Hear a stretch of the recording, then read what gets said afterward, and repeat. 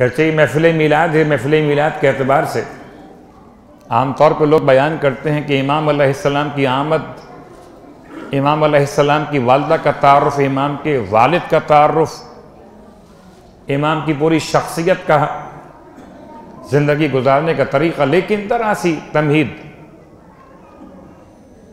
कि मेरे चौथे इमाम के ज़माने में करबला के बाद आपने इतनी मेहनत की कि यहाँ तक के 5वें इमाम के दौर से 6ठे इमाम के दौर तक आते आते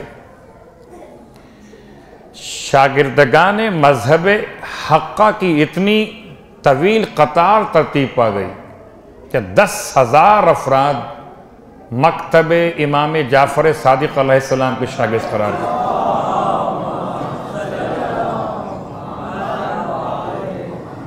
देखिए, सहाबी बनना और बात है, शागिर्द बनना और बात है। इसलिए कि सहाबी सोहबत की बुनियाद पर है और शागिर्द तहसील इल्म की बुनियाद पर है। अल्लाह का रसूल ने अपने किरदार से, अल्लाह का रसूल ने इस्लाम के फैलाने के लिए वो तमाम तर मुशक्क़तें बर्दाश्त फरमाई और उसी नतीजे को आगे बढ़ाते मौलाए मुत्तक़ियान का दौर वो था जब लोग पूछते थे मौलाए मुत्तक़ियान के सवाल के जवाब में कि सलूनी सलूनी क़ब्ल अन तफ़क़िदूनी, तो लोग उस सवाल, उस मौला के अनाउंसमेंट की बात पूछते थे, छोड़िए बताइए सर में बाल कितने। यह मौलाए मुत्तक़ियान का दौर। हत्ता कि वो जाज ईसाई मुसन्निफ लिखता अपनी किताब में कि सब कुछ बेहतर था अली के लिए, मगर अली को ज़माना अच्छा नहीं मिला। अगर अली हमारे दौर में होते तो हम अली से वो तमाम सवालात करते कि आज तरक्की में कहाँ से कहाँ पहुँच चुके होते। ये मौलाए मुत्तक़ियान का दौर है। वो इमाम मासूम इमाम हसन मुज्तबा अलैहिस्सलाम का दौर। गौर कीजिएगा कितनी जंगें हैं, कैसे हालात हैं। इन हालात में एक मुसलमान तहसील इल्म करे या तलवार उठाकर इमाम की माइयत में जिहाद करे। एक दो जंगें नहीं हैं। मौलाए मुत्तक़ियान के 4 साला दौरे हुकूमत ज़ाहिरी में 3 बड़ी जंगें, 4 साल की गवर्नमेंट, 3 जंगें। इमाम मुज्तबा अलैहिस्सलाम का दौरे इमामत और ख़ास तौर से आपका दौरे खिलाफत तकरीबन 6 महीने और कुछ दिनों पर मुश्तमिल थे, मगर तहसील इल्म करने वाले कैसे कैसे लोग थे। दस्तरखान मुआविया का और इबादत अली इब्न अबी तालिब की, खाना वहाँ खाते थे और नमाज यहाँ की अच्छी लगती थी। ये तमाम हालात व वाक़यात सिमटते गए, यहाँ तक कि इमाम मोहम्मद बाक़िर अलैहिस्सलातु वस्सलाम के दौर तक आते आते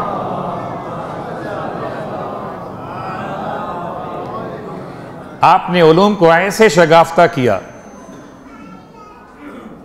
ऐसे शगाफ्ता किया, मस्जिद नबवी हो या मस्जिद कूफा हो। मस्जिद कूफा में गरचे एक ख़ास मकाम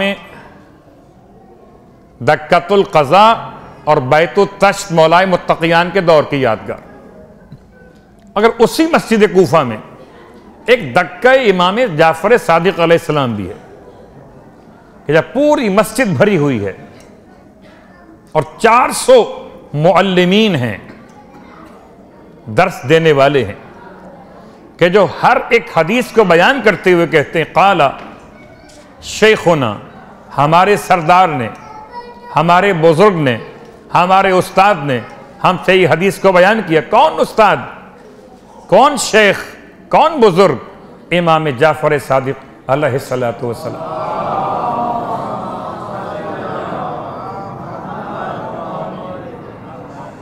यकीनन इमाम के दौर तक आते आते इल्म कीमिया हो, इल्म तिबियात हो या इल्म तिब हो या इल्म फलकियात हो, इल्म नुजूम हो या इल्मुल आदाद हो, तमाम उलूम आहिस्ता आहिस्ता ऐसे साहिबाने इल्म के लिए आसान होते चले गए कि यूँ समझ लीजिए कि अल्लाह के रसूल के दौर में लोग सिर्फ दीन को पहचानते थे, कुरान को पहचानते थे, और छठे इमाम के दौर तक लोग पहुंचकर इनकी तमाम तर शाखें और ब्रांचें तक समझ चुके थे।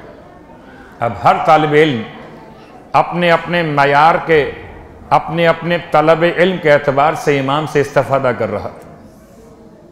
इसीलिए इमाम के शागिर्दगान में खाली उसूल बयान करने वाले नहीं हैं, खाली फ़िक़्ह बयान करने वाले नहीं हैं, खाली मसाइले शरीयत बयान करने वाले नहीं हैं, बल्कि तमाम तर उलूम पर हामिल इमाम तो इमाम हैं।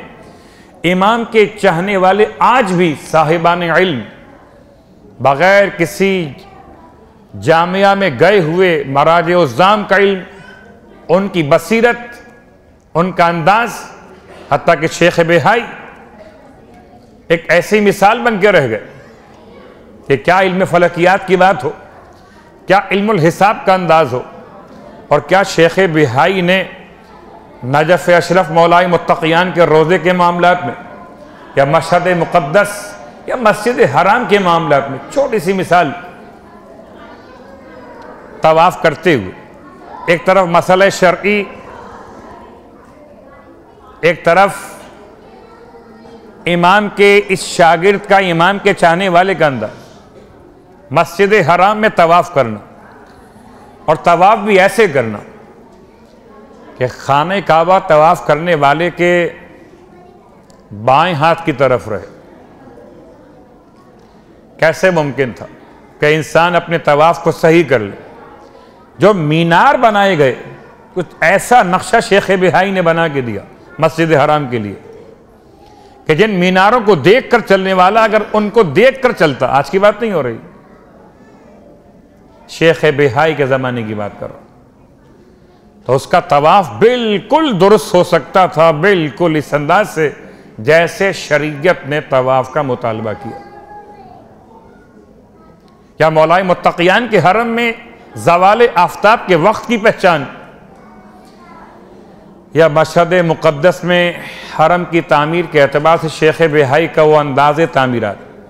एक मिसाल, छठे इमाम का दौर, ये तमाम बातें अपने मकाम पर, लेकिन इमाम की सीरत, इमाम का किरदार बड़ा मुश्किल है। आज जुमला में कहा करता हूँ कि 1400 साल बाद आज के किसी गैर मुस्लिम में ना मोहम्मद मुस्तफ़ा को देखा सल्लल्लाहु अलैहि वसल्लम, ना इमाम मासूम को देखा। उसने मुझे देखा और आपको देखा। 1400 साल बाद आने वाले किसी इंसान ने अगर इस्लाम को पहचानना है, रसूल खुदा को पहचानना है, तो किताबों से नहीं पहचानेगा, रसूल खुदा का नाम लेने वालों के किरदार से पहचानेगा कि मोहम्मदी कैसे तो मोहम्मद कैसे होंगे, जाफरी कैसे तो जाफर सादिक कैसे होंगे। तो आज मेरी और आपकी जिम्मेदारी है कि अपने लिए सब जीते हैं, आइए जिए आले मोहम्मद के लिए। मुझे और आपको अपनी ख्वाहिशात कुर्बान करना होंगी। जो अभी क़िबला बात कर रहे थे कि मुबाहिले के मैदान से उलमाए नसारे नजरान ने बजाय इस्लाम कबूल करने के जजिया कबूल कर लिया। क्यों? इसलिए कि अगर इस्लाम कबूल कर लेते तो उन्हें अपने नफ्स पर हक़ तसर्रुफ आले मोहम्मद को देना पड़ता। विलायत आसान तो नहीं है।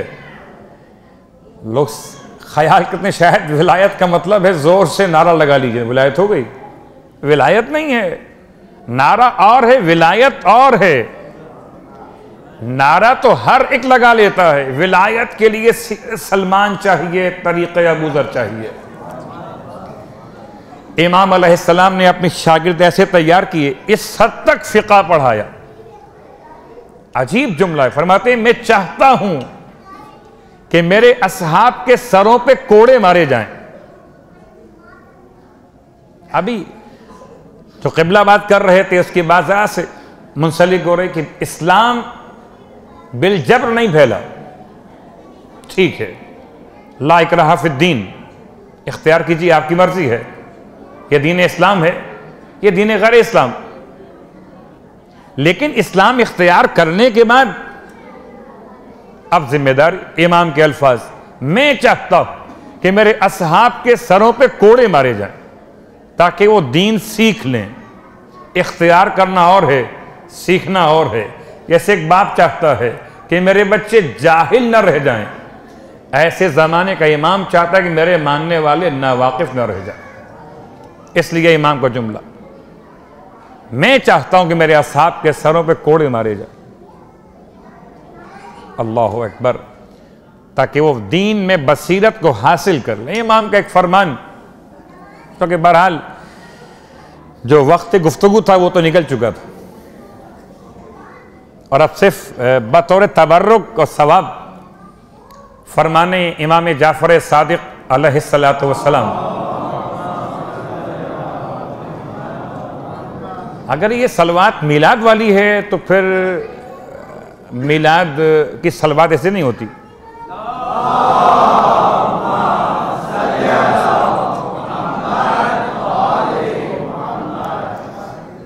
और मैं तो इस मिलाद की मुनासिबत से जुमला कहकर इमाम का फरमान पढ़ दूं कि वाक़ईन खुदा का बड़ा एहसान है कि हम 2 मिलादें एक साथ मना रहे। और जो खाली हाथ जाएं दुनिया से वो और होते, हमारे दोनों हाथ भर दिए गए। सिर्फ अगर अहले इस्लाम में होते तो खाली आमद रसूल की खुशी मना रहे होते। हम अहले इस्लाम में भी, अहले ईमान के अंदर भी। तो एक हाथ में रिसालत है, एक हाथ में इमामत का तोहफा है। ये ईदैन का उन्वान है, तो सलवा जरा बाआवाज़े बुलंद पढ़ लीजिए।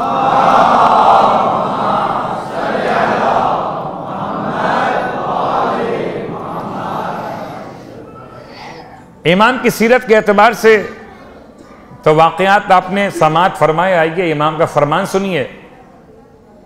इरशाद फरमाते हैं, मन वअज़ा अखाहु सिर्रन, जिसने अपने भाई की किसी गलती को देखकर, किसी कमी को देखकर उसको वअज़ किया, नसीहत की। एक जिम्मेदारी है। मोमिन मोमिन का भाई है। अब गर्चे भाई कहलवाना और है, भाई होना और है, मगर इमाम के अल्फाज के एतबार से मोमिन मोमिन का भाई। अब अगर अपने भाई के किसी ऐब से आप मुत्तला हो गए, आगाह हो गए, और चाहते हैं कि उसका ये ऐब दूर कर दिया जाए, मन वअज़ा अखाहु, जिसने अपने भाई को वअज़ किया, सिर्रन, मगर पोशीदा तौर पे किया, फ़क़द ज़ानहु, उसने अपने भाई को ज़ीनतो आरास्तगी अता फरमा दी।